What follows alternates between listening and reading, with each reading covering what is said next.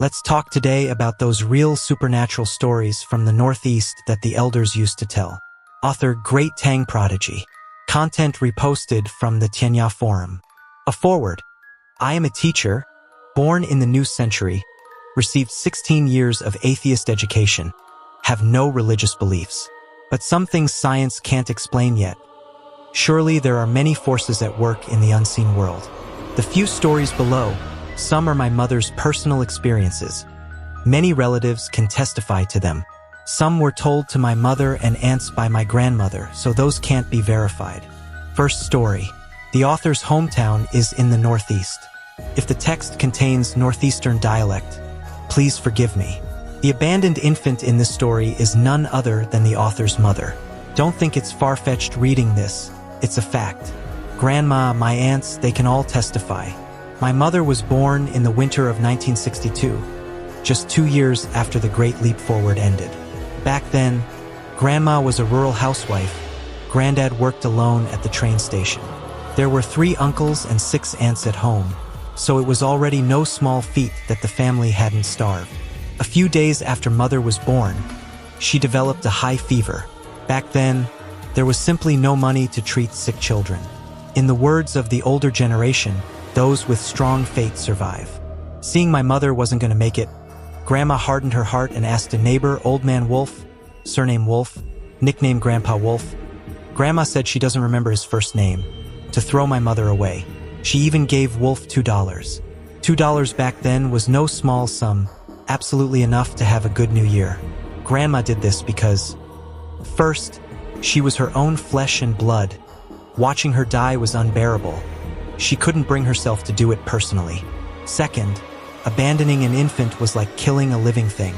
Without payment, generally no one was willing to do it. Old Man Wolf was an old bachelor, unmarried. Life was hard. For the money's sake, he agreed. It was snowing heavily that day, very cold, and it got dark quickly.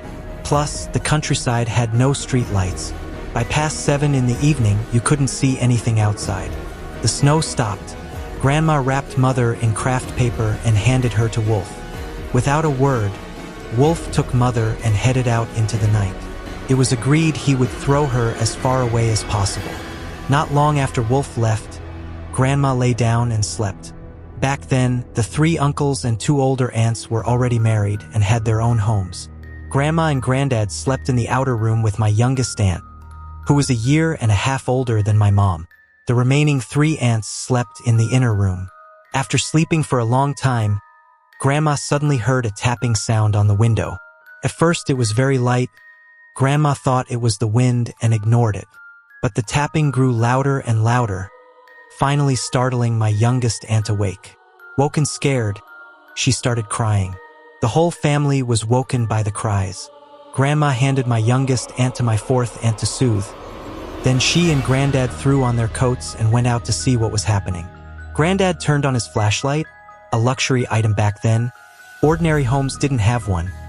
It was issued to Granddad by the train station for night shifts, and went out with Grandma.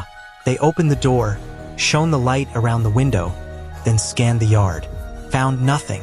When the light hit the doghouse, they saw the family's large German shepherd lying in its kennel, back arched, eyes wide staring at the main gate, trembling, not even making a sound.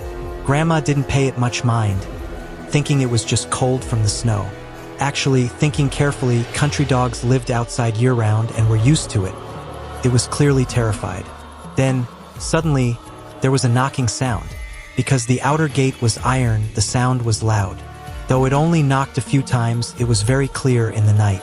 Grandma asked, "Who is it?" No answer. Grandma started cursing loudly.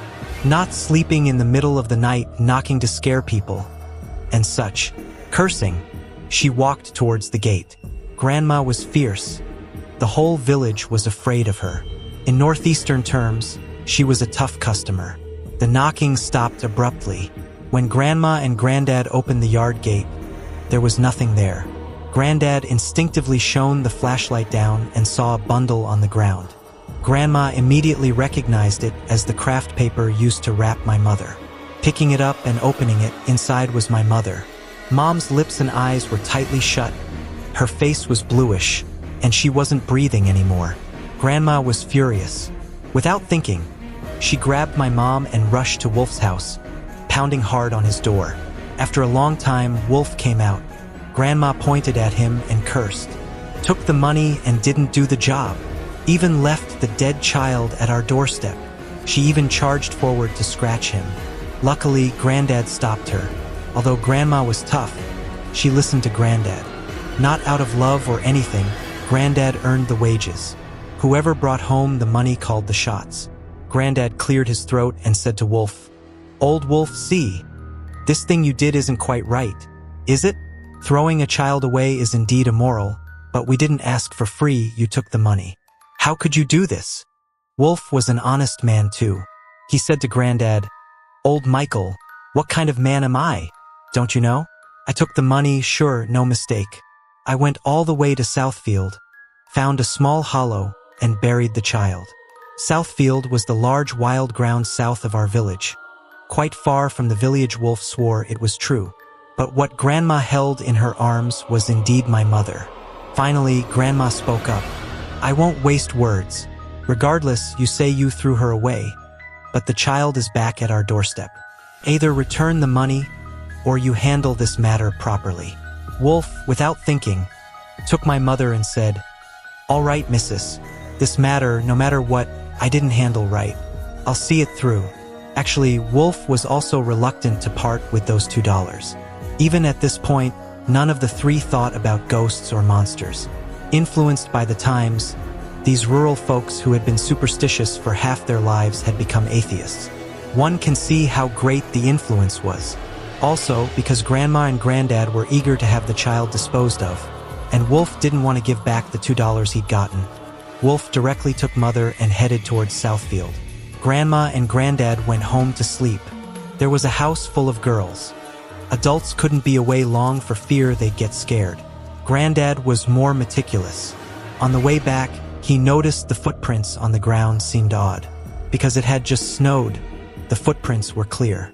There was only one set of footprints leading from their house towards the south. If Wolf or someone else had brought my mother back from Southfield to the doorstep, there should have been two sets of footprints. Granddad told Grandma. It wasn't to scare his wife at night, just to tell her things were strange. It wasn't Wolf's fault. Granddad was afraid that the next day when he went to work, Grandma would go cause trouble for Wolf. After all that commotion, they got home and went to sleep. At daybreak, Granddad got up, ate breakfast, took his lunchbox, and went out the gate. Just opening the door gave Granddad a fright. Wolf was sitting at the doorstep, holding something in his arms. Granddad went up and nudged Wolf. Wolf opened his eyes slightly, saw it was Granddad, and immediately stood up. In a tearful voice, he said, "Old Michael, brother, here's your money. You throw the child yourself." He then pushed my mother into Granddad's arms. Grandma heard the noise and came out. Just as she was about to curse Wolf, Wolf fainted straight away. Although Grandma was fierce, she wasn't bad-hearted. They carried Wolf inside. Granddad placed my mother on the Kong and went to work. No matter how big the issue, work couldn't be delayed. No work meant no livelihood. Around noon, Wolf woke up. Grandma heated some food for him. Wolf didn't say anything, just wolfed it down. After eating, he asked Grandma for a cigarette. Grandma saw the old man was quite pitiful and didn't say anything. Most importantly, not long after Wolf came in, my mother actually cried. Grandma saw she was still alive, and the cry was quite loud. She had come back to life. Grandma asked, "Old Wolf, what on earth happened?" Wolf smoked his cigarette and said, "Missus, I'll tell you, but don't spread it around. Yesterday, I carried the child back to Southfield. Pitch black, couldn't see where I was. Wanted to find a spot to dig a hole and bury the child. Got to a place, squatted down, put the child down, started digging. The ground was hard as rock, very hard. I thought it just snowed, couldn't have frozen that fast. Tried another spot, same thing, just couldn't dig down. Then I looked up and saw a white figure coming towards me. Because it was dark, white things stood out. At first I thought it was a person, but then thought, no, its clothes were floating. Wearing such thin clothes in deep winter, asking for death? Felt something was wrong. I kept staring, watching what that shadow wanted to do. The shadow got closer and closer. When it was almost right in front of me, I was so scared I yelled, "Mama!" It was a person, but its face was just a blank white. No eyes, nose, mouth, nothing. I turned and ran, didn't care about direction. Ran, looked back, the white shadow was gone. But looking forward again, the white shadow appeared in front again. Scared me, so I turned and ran the other way. But no matter how I ran, the white shadow was always in front. Don't know how long I ran. Finally couldn't run anymore. Just plopped down on the ground. Do whatever you want. Then the white shadow disappeared too. My hand felt around beside me and touched the craft paper. Picked up your child. Felt her little face. Actually felt a bit warm. I thought the child must have come back to life. In this bitter winter, can't let her freeze. So I carried the child back towards your house. Walked and walked, daybreak came. Got to your doorstep, no strength left to knock, so sat down. The rest, you know? Wolf said my mother's fate wasn't to end. She actually came back to life, so just raise her. Wolf finally gave the money back to Grandma. When Granddad came back and heard Grandma tell the story, firstly, he was happy the child lived, and secondly, Wolf really had a hard time, tossing about all night in the freezing cold outside and encountering strange things. He told Grandma to take the money back to him. This is my first story. Perhaps because of that ordeal, Mother's health was never good afterwards, and she encountered many strange things later. Second story, before this, an incident with my mother and my fifth aunt. My mother was always sickly as a child. With many children, the age gaps were large. My eldest aunt is 22 years older than my mother. When Mother was born, my 3 uncles and 2 older aunts already didn't live at home. So some were close, some weren't. My mother and my fifth aunt were very close. To this day, the 2 families are still very close. Back then, my mother was about 5 or 6, always following my fifth aunt around playing. My fifth aunt was 7 years older than my mom, a tomboy shingura. Back then, still a little kid herself, didn't know much, just knew to lead her little sister running around everywhere. Once, unknowingly, she led my mother to Southfield, the wild ground from the last story. There were a few graves there too. A family had just finished tending a grave. Actually, my fifth aunt originally planned to scavenge some offerings to eat. Thinking back now, life was too hard. But my fifth aunt didn't think it was pitiable then, because almost every household was like that. Grave offerings were generally just steamed buns or something. Meat was definitely not there. But even steamed buns, after tending the grave, the family would take home to eat themselves, just placed on the grave for a while. The living were starving too. After that family left, my fifth aunt led my mom to the gravesite. The food was naturally gone. There was a small pile of paper money, paper ingots, and incense left. The paper money was homemade, the ingots very crude. But back then, there was really nothing to play with. So fifth aunt and my mom played foolishly at the gravesite for a while. Fifth aunt pretended to sell incense. My mom pretended to be the buyer, using the paper money as real money to play. After playing for a while, it got dark. Fifth aunt led my mom home. When they got home, nothing happened. Grandma didn't ask either. Parents back then weren't like now, managing every detail. Now parents wish their children report even going to the bathroom, afraid they'll learn bad ways. Grandma didn't manage anything. Giving you a mouthful of food was already doing right by you. Result, all these children grew up successful. That's a story for later. After dinner, Grandma slept next to my mom and youngest aunt. Granddad was on night shift. Country folks slept very early. When I was little, my grandma saw me off to sleep by 7:30 p.m., then got up at 3 or 4 a.m. While sleeping, she heard my youngest aunt cry. Grandma turned on the light and saw my mother gripping my youngest aunt's arm tightly. Youngest aunt was crying in pain. Grandma immediately scolded, "Lily, Mom's name. Let go of your sister immediately." My mother's eyes were tightly shut, like she didn't hear. Grandma's fiery temper flared. Grandma only said things once, and the whole family listened, except Granddad. Although Granddad was quiet and honest, he was the head of the household. Grandma went to pry my mother's hand open. but prying once, it actually didn't budge. This was strange. Grandma was middle-aged then, worked hard all year, though short but very strong. My mother was sickly since childhood, couldn't even lift a basin of water. Not an exaggeration at all. When mother first married, she was 5 feet 3 inches and only weighed about 80 pounds.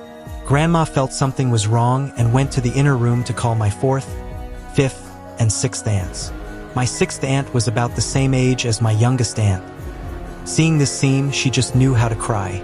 Granddad wasn't home, and you couldn't call him back from work. Grandma and my 4th aunt together finally pried my mother's hand open. By then, my mother was clenching her fists tightly, unconscious. Grandma, while soothing my youngest and 6th aunts, told my 4th aunt to go to South Hamlet because Grandma's house was north of the train tracks at the village's north end. South Hamlet was where other relatives lived, to find my great-uncle Martin, Grandma's brother. Although sending a young girl out late at night was worrying, there was no choice. 4th aunt was the oldest there. She put on her clothes, took the flashlight, and went. Let me introduce great-uncle Martin. The old man passed away 3 years ago, aged 98. And he was definitely older than 98. With many children back then, birthdays were often forgotten. Absolutely not an exaggeration. He was a farmer his whole life. Besides farming, he helped people look into strange happenings. Didn't understand feng shui, wasn't a master. After a long time, 4th aunt brought great-uncle Martin back. The old man had heard quite a bit from 4th aunt on the way. He looked at my mother's symptoms and asked, "Did this child go anywhere?" Grandma didn't remember at first. Thinking my mom usually followed my 5th aunt, she asked 5th aunt. 5th aunt, afraid of being beaten, said, "Didn't go anywhere, just played outside a while." But a child lying, her expression gives her away. Great-uncle Martin said, "Girl, don't be afraid. Tell your uncle the truth. I guarantee your mother won't hit you." Hearing great-uncle Martin's words, 5th aunt said she took my mom to play in the graveyard. Grandma was so angry she picked up a broom to hit her, but great-uncle Martin stopped her. The child doesn't understand. She'll learn her lesson now. Great-uncle Martin had my 4th aunt fetch a bowl of well water. Then he took an egg and a chopstick. Don't know what he chanted, but the egg stood upright on the Kong, and the chopstick stood upright in the water. Great-uncle Martin said, "It's nothing. You all go to sleep. Eleanor, 5th aunt, stay." Actually, he probably saw something was wrong but was afraid of scaring the aunts. Even my youngest aunt was coaxed by my 4th aunt into the inner room. At first, youngest aunt didn't want to go, but with one glare from Grandma, she went obediently. After the aunts left, great-uncle Martin said to Grandma, "Older sister, I'm afraid something's happened. Something followed them in." This scared my 5th aunt terribly. Grandma didn't seem too perturbed. They had fled from hardship in Hebei to Changchun, experienced life and death. She would later tell stories from during the escape. Grandma said, "Little brother, see what you can do." Great-uncle Martin then went to feel my mother's clothes. Feeling the pocket, he stopped. Felt like there was something. Reaching in, he pulled out a handful of paper ash. 5th aunt had put unburned paper money in her pocket. How was it ash? Great-uncle Martin didn't say anything, just kept pulling. Then the strange thing happened. From a very small pocket, it felt like he could pull out an endless amount. There was already a large pile of paper ash on the ground, but he could still pull more ash from my mom's pocket. Great-uncle Martin held my mom and had Grandma first gather up all the ash. He had my 5th aunt lead the way to where they played during the day. He also had 5th aunt bring some of their own family's paper money. It might have been around Qingming Festival or the 7th month. Every household was tending graves and burning paper. That south field was wild ground, not a proper cemetery, so few graves, easy to find. When they got to the grave, great-uncle Martin spoke to the grave mound. Didn't perform any ceremony, just looked at the marker. It was an old lady. "Grandma," he said, "the child is young, doesn't understand. Don't be like her. However much she took from you, we'll return it." After saying this, he took out matches to light the brought paper money. That night, there was no wind. The paper was dry, but it simply wouldn't light. Great Uncle Martin, seeing it wouldn't light, continued muttering, "Grandma, we're all poor folks. Our family hasn't done any wicked things. Can you let this pass? If not, what would you like to eat? In a couple of days, I'll have my sister make you something." Guess the old lady they encountered wasn't a bad person either. Not a fierce ghost. After Great Uncle Martin muttered for a while, the paper money lit. Before this, following Great Uncle Martin's instruction, he had my fifth aunt kneel, kowtow, and admit her fault. My mother was held by Grandma the whole time. After burning the paper money, Great Uncle Martin instructed, "Don't look back, don't speak, go straight home." The four returned home. Great Uncle Martin took my mother's outer clothes, the ones that had held the paper money, and burned them in the yard. Grandma said they burned extremely cleanly, all to ash. To set clothes on fire and have them burn completely to ash is almost impossible. Friends who don't believe me can try with paper. After burning, Great Uncle Martin said to Grandma, "From now on, let Lily wear her older sister's leftover clothes." Actually, back then, the younger ones always wore the hand-me-downs of the older ones. You only got new clothes for New Year's. But after that incident, my mother didn't wear a single new piece of clothing until she went to high school. After everything was done, Great Uncle Martin didn't go home. He stayed by my mother's side. My mother hadn't woken up yet, but was sleeping very soundly and peacefully, her hands not clenching tightly anymore. The next day, Grandma inquired about that grave. Found out it was old Mrs. Wilson from the next village over. Asked her family and found out the old lady loved eating dumplings most in life. Grandma went back, chopped some sauerkraut, bought a bit of pork, made 20 dumplings, and took them to the gravesite. Finally, she left the dumplings there, didn't dare take them back. After making the offering, Grandma came home and saw Mother was awake. Asked my mom how she was. My mother said she dreamed an old lady said she'd give my mom money to spend, then started scattering money in large handfuls. My mom in the dream went to grab it, grabbed for a long time but couldn't grab it all. Finally, the old lady said she was going home to eat, and my mom woke up. Afterwards, Grandma asked Great Uncle Martin why my fifth aunt was fine. Great Uncle Martin said, "First, fifth aunt didn't take the paper money. Second, fifth aunt had good fortune. We all believe that. Fifth aunt's luck is exceptionally good. The kind who can find money walking down the street. Now she owns several properties. After this incident, my fifth aunt treated my mother especially well. Grandma also started paying more attention to my mother." Third story, Great Uncle Martin. Since he was mentioned before, Grandma's generation were all ordinary farmers. Only Great Uncle Martin knew a little about these things. As said before, he wasn't some master, couldn't catch ghosts, couldn't read feng shui. How did he come to know these things? There's a small story here. After the Mukden incident, the Northeast fell. Our small village saw many soldiers arrive. Because there was a grain depot nearby, quite a few stationed there. Grandma didn't understand ranks. Let's call their leader the captain. Back then, after occupation, they taught the locals their language, a few words a day. Granddad was clever. They say even when old he remembered many words. They also inspected every household for hygiene, handed out rat poison, etc. The soldiers were building a bunker. They called many people to work for wages. Granddad went too. Soon he had a toothache, told the captain, and the captain actually gave him sick leave. I'm not praising the invaders for being humane. There certainly were maniacs among them, but also normal people. Great Uncle Martin was also taken to help build the bunker. People's thinking wasn't so intense back then. Also afraid of being beaten. When the soldiers came for you, you went with them. As for how many revolutionary martyrs' lives this bunker would later claim, these farmers couldn't imagine that. Great Uncle Martin had a very stubborn shingura, yielding to softness but not force. That day, from those building the bunker, a few were picked to go repair the captain's garden wall. Great Uncle Martin was among them. He got there and started working. Directing them was the captain's wife. At first it was okay, language barrier, used gestures. But after a while, the captain's wife directed Great Uncle Martin to do something. Great Uncle Martin didn't quite get it right. After several attempts using gestures, He still didn't understand. The captain's wife got angry, pointed at Great Uncle Martin and shouted. Though he didn't understand the language, he could guess it was cursing. The old man, he was young then, lost his temper then. Worked all day, dead tired, still got cursed.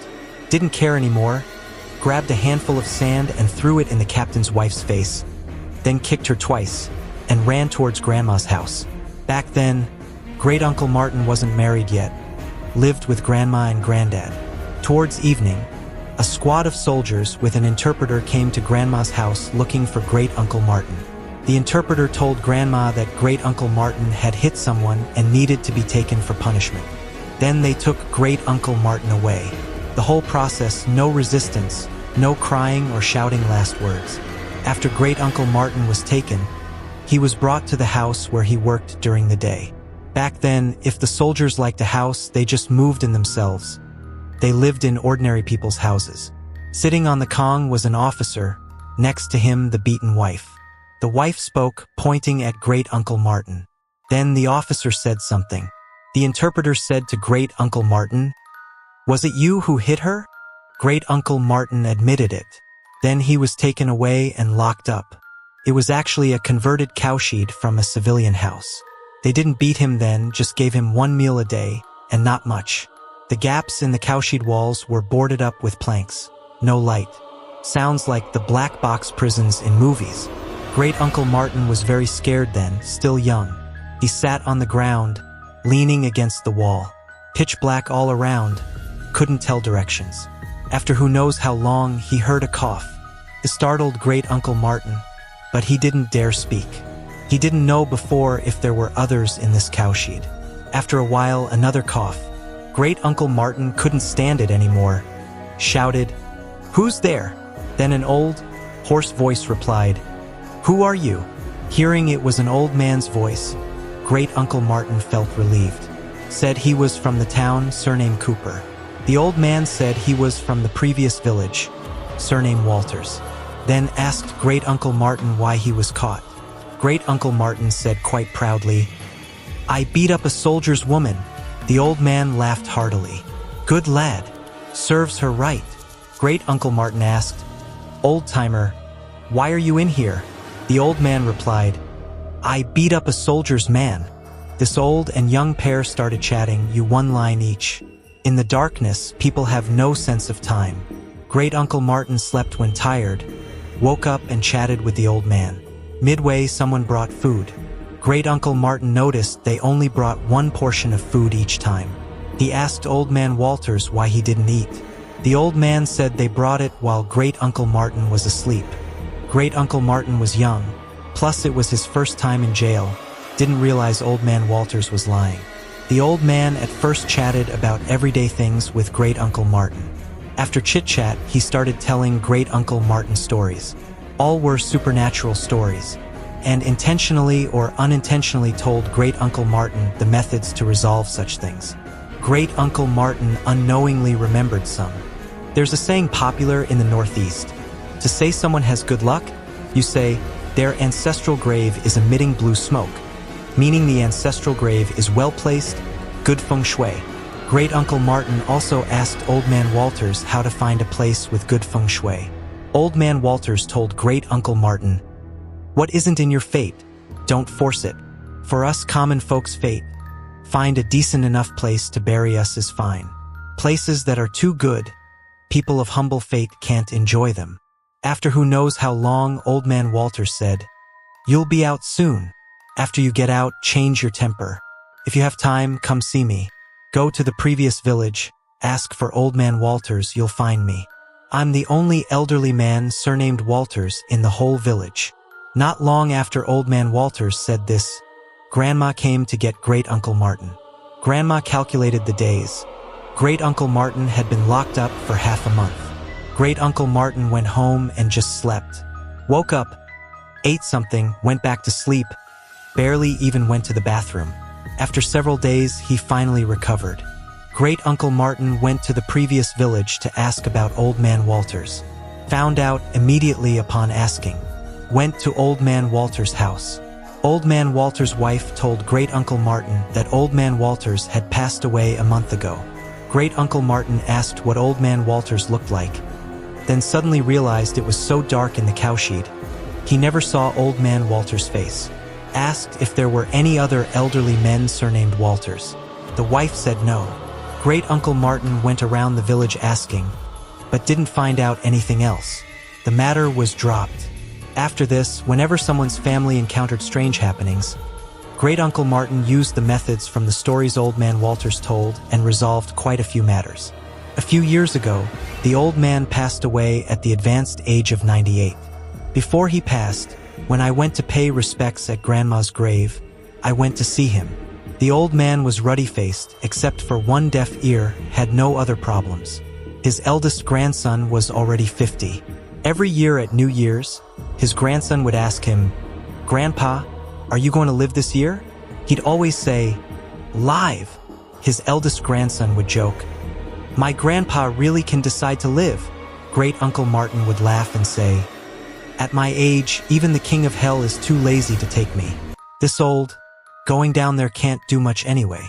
The year he passed away, when his eldest grandson asked if he would live, the old man still laughed and said, "Not living anymore, had my fill. Going down to see your eldest aunt, my sister, grandma, big brother, and the others." That year, on the first morning of the new year at 5 a.m., the old man passed away peacefully from natural causes. The family held a celebration of a long life. I really hope Great Uncle Martin, wherever he went, could tell my grandma that us grandchildren have all grown up and miss her very much.